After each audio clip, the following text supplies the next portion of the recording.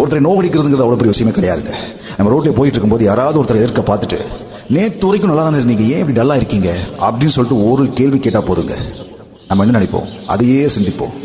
இப்படி அந்த ஆள் கேட்டாரு சொல்லிட்டு நமக்கு நாமளே நம்மளுக்கு நோய் இருக்கிற மாதிரி ஏதோ ஒரு ஃபீலிங். அதே மாதிரி இன்னொருத்தர் வர்றாரு, நேற்று வரைக்கும் நல்லா இருந்தீங்களே, நான் இன்னைக்கு ரொம்ப நல்லா இருக்கீங்க, சுகர் இருக்கா செக் பண்ணீங்களா அப்படின்னு கேட்டாச்சுன்னு வச்சுக்கோங்க, சுகர் இருக்குன்னு அப்படியே நினச்சிட்டு போய் இந்த எண்ணங்கள் மட்டும்தான் ஒருத்தரை அப்படியே டவுன் ஆகுது.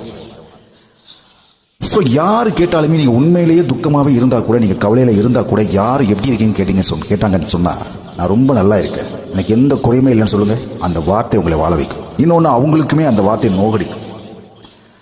அதை விட்டுட்டு நீங்கள் அவங்க கேட்டதுக்கப்புறம் நான் ரொம்ப நல்லா இருக்கேன் அப்படின்னு சொல்லிட்டு நம்ம சொந்த கதை, சோக கதை, எல்லா புராணங்களையும் அவங்க கிட்ட எழுதுன்னு வச்சுக்கோங்க, அவங்க ரொம்ப சந்தோஷப்பட்டு களி கூறுவாங்க. ஆக உங்கள் கவலைகளை கொற்ற குப்பை தொட்டியாக மற்றவங்களை ஆக்காதீங்க. யார் கேட்டாலும் நான் ரொம்ப நல்லா இருக்கேன், எனக்கு எந்த குறையுமே கிடையாதுன்னு அப்படி